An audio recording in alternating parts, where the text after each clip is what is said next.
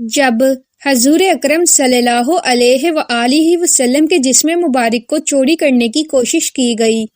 ایک دفعہ سلطان حضرت نور الدین زنگی رحمت اللہ علیہ جاسوس عیسائی کے گھر گئے تو یہ دیکھ کر حیران رہ گئے کہ چٹائی کے نیچے ایک سرنگ کھدی ہوئی ہے۔ یہ سرنگ روزہ رسول پاک صلی اللہ علیہ وآلہ وسلم تک جا رہی تھی۔ منصوبہ یہ تھا کہ سرنگ کھدوا کر حضور اکرم صلی اللہ علیہ وآلہ وسلم کے جسم مبارک کو چرا لیا جائے۔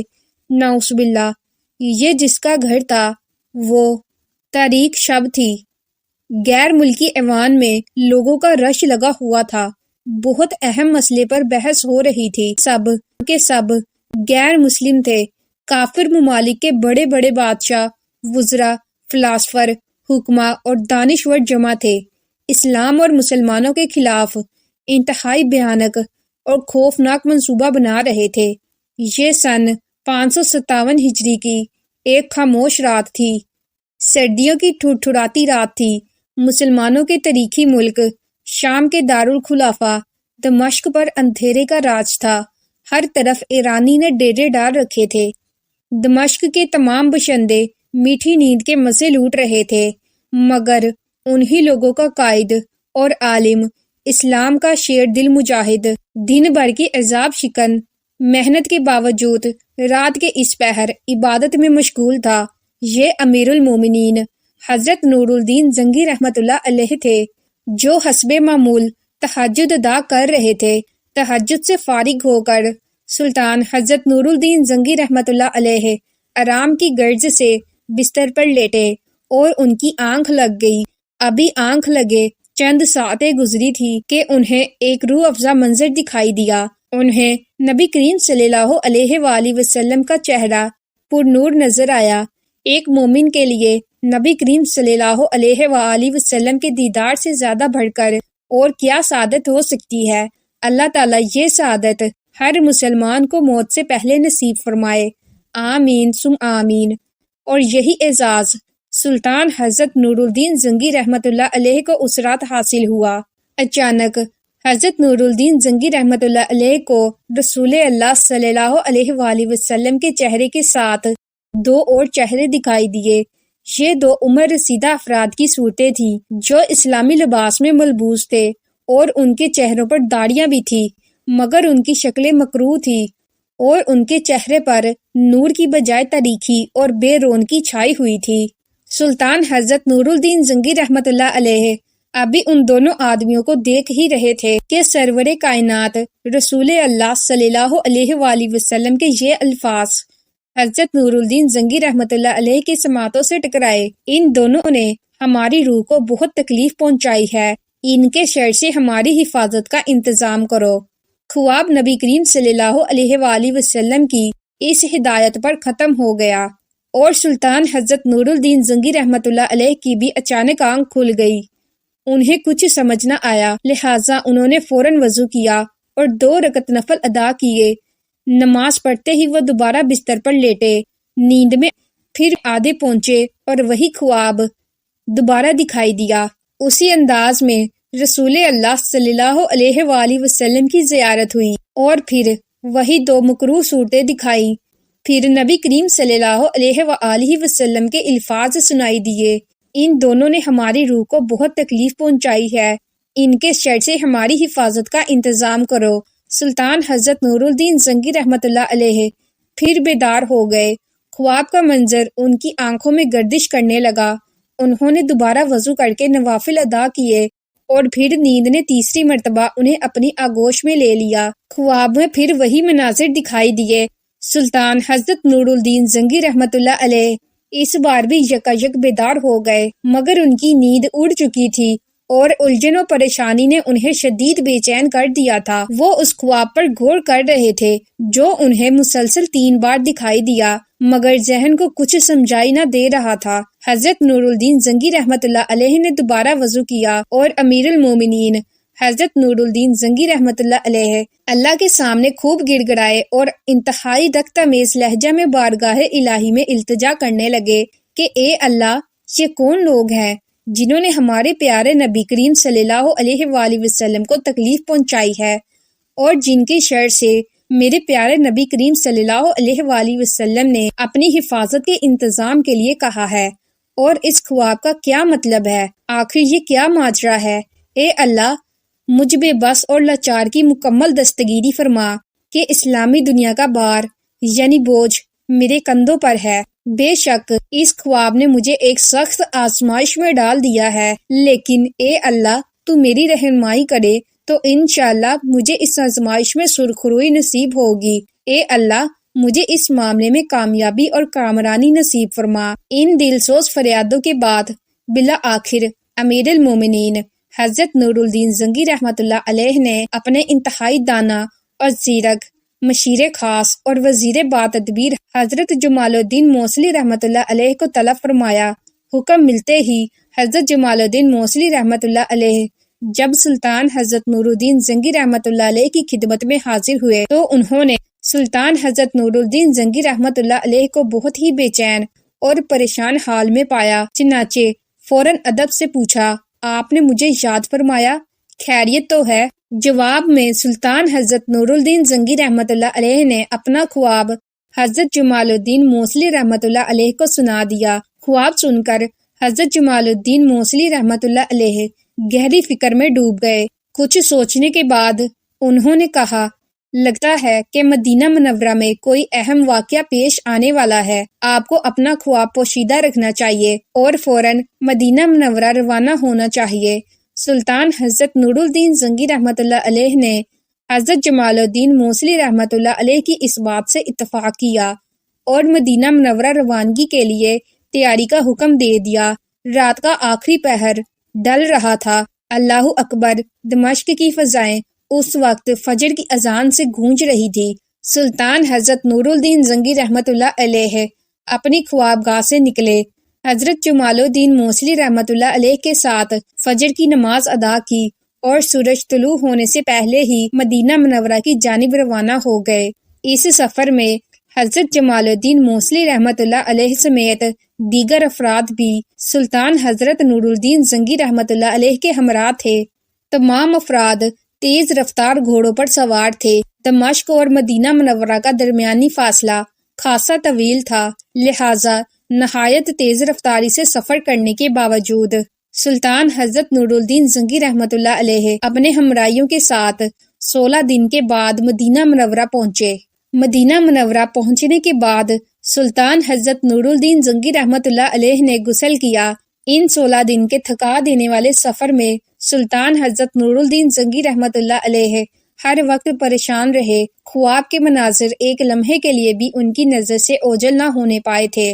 اس دوران انہیں یہ سوال بھی ستاتا رہا کہ وہ دو مکروہ چہرے کن لوگوں کے تھے اور وہ نبی کریم صلی اللہ علیہ وآلہ وسلم کو کیسے نقصان پہنچانے کی کوشش کر رہے ہیں۔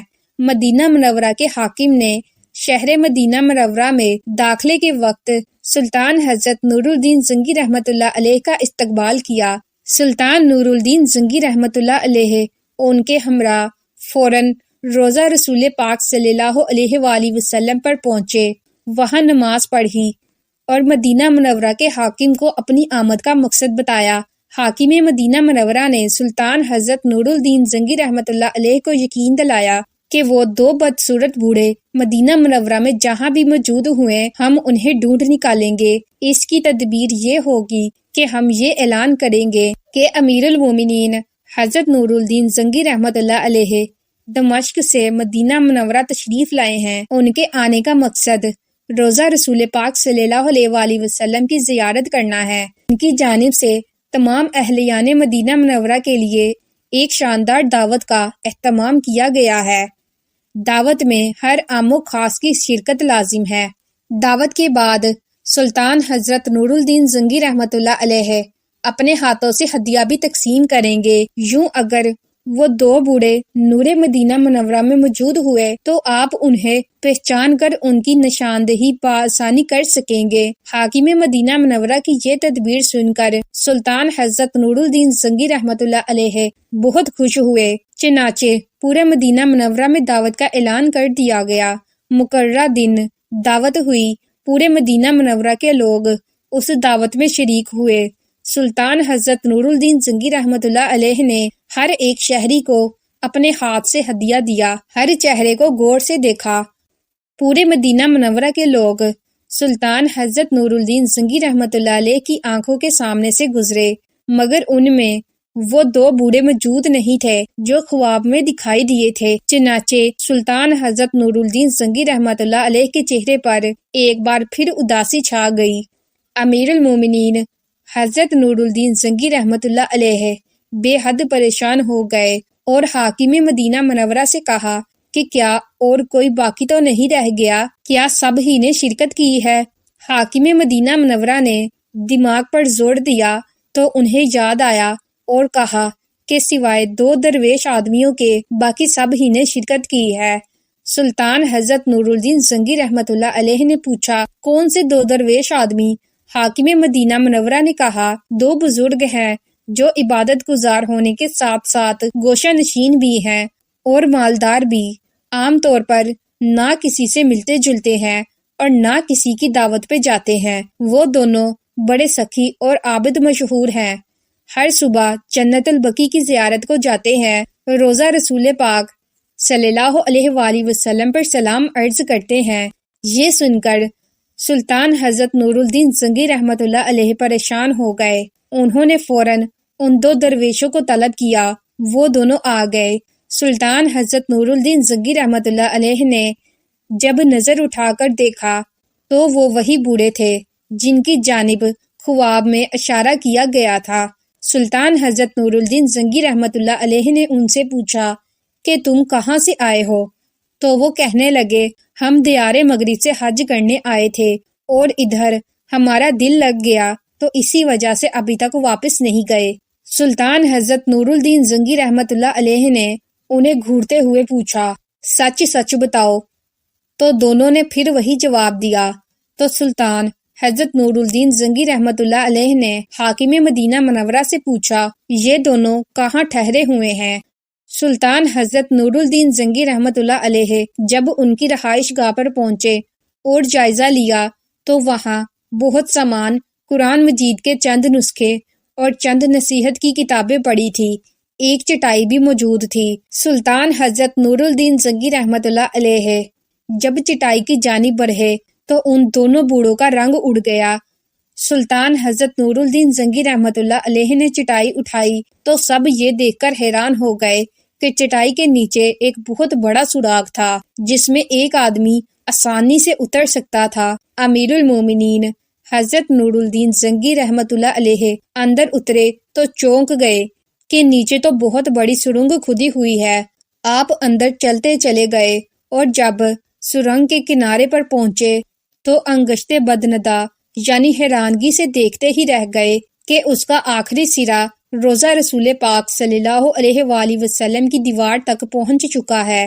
یہ سرنگ تو روزہ رسول پاک صلی اللہ علیہ وآلہ وسلم تک جا رہی تھی، اور بعض روایات سے معلوم ہوتا ہے کہ امیر المومنین حضرت نور الدین زنگی رحمۃ اللہ علیہ کو آقا نامدار نبی کریم صلی اللہ علیہ وآلہ وسلم کے قدم مبارک بھی دکھائی دیے۔ امیر المومنین حضرت نور الدین زنگی رحمۃ اللہ علیہ اندر سے آبدیدہ حالت میں واپس ہوئے۔ ان دونوں بوڑھوں کو فوراً گرفتار کر لیا گیا۔ دونوں نے جو درویشی کا نقاب اوڑھ رکھا تھا اب وہ اتر چکا تھا۔ تھوڑی سی مار کے بعد ان دونوں نے اقرار کر لیا کہ وہ عیسائی جاسوس ہیں اور انہیں ایک سازش کے تحت عیسائی حکمرانوں نے یہاں بھیجا تھا۔ منصوبہ یہ تھا کہ ان کے ذریعے روزہ رسول پاک صلی اللہ علیہ وآلہ وسلم تک ایک سرنگ کھدوا کر رسول اللہ صلی اللہ علیہ وآلہ وسلم کے جسم مبارک کو چرا لیا جائے۔ نعوذ باللہ۔ دونوں نے یہ بھی تسلیم کیا کہ وہ رات کو سرنگ کھودتے تھے اور مٹی چمڑے کے تھیلوں میں ڈال کر قبرستان میں پھینک دیتے تھے، اسی لیے روزہ رسول پاک صلی اللہ علیہ وآلہ وسلم کے قریب رہائش اختیار کی تھی۔ دونوں عیسائی سرنگ کھودتے کھودتے حضرت عمر فاروق رضی اللہ عنہ کی مدفن تک پہنچ چکے تھے۔ یہ بھی کہا جاتا ہے کہ جب دونوں روزہ رسول پاک صلی اللہ علیہ وآلہ وسلم کے قریب پہنچے تو آسمان سے گرجنے کی آوازیں آنے لگی اور ایسا شدید زلزلہ آیا کہ پہاڑ ملنے لگے، مگر اسی رات سلطان حضرت نور الدین زنگی رحمت اللہ علیہ ان کے مکروہ عزائم روکنے مدینہ منورہ پہنچ چکے تھے۔ دونوں بوڑھوں کو سلطان حضرت نور الدین زنگی رحمت اللہ علیہ کے حکم کے مطابق موت کے گھاٹ اتار دیا گیا۔ انہیں روضہ رسول پاک صلی اللہ علیہ وآلہ وسلم کے قریب ہی قتل کیا گیا۔ ان عیسائیوں کو جہنم رسید کرنے کے بعد سلطان حضرت نور الدین زنگی رحمت اللہ علیہ خوب روئے اور زاروں کی طار روتے رہے۔ انہوں نے اللہ تعالیٰ کا شکر ادا کیا کہ اللہ تعالیٰ نے انہیں روضہ رسول پاک صلی اللہ علیہ وآلہ وسلم کی حفاظت کا اعزاز بخشا۔ یہ سب کرنے کے بعد سلطان حضرت نور الدین زنگی رحمت اللہ علیہ نے روضہ رسول پاک صلی اللہ علیہ وآلہ وسلم کی دیواروں کے ارد گرد ایک خندق کھلوائے۔ یہ خندق اتنی گہری تھی کہ زمین سے پانی پھوٹنے لگا۔ پھر اس خندق میں سیسا بھر دیا گیا تاکہ آئندہ کوئی بدبخت ایسی گستاخی نہ کر سکے۔ اس خندق کو رصاص یعنی شیشے کی خندق کہا جاتا ہے۔ بعد میں اس خندق کے اوپر ایک سندل کا جنگلہ لگا دیا گیا تاکہ روضہ رسول پاک صلی اللہ علیہ وآلہ وسلم کے زائرین اس سے آگے نہ جا سکے۔ سن 866 ہجری میں مصر کے بادشاہ رکن الدین نے خندق پر تقریباً 21 فٹ اونچا لوہے کا جالی دار احاطہ نصب کروا دیا تھا۔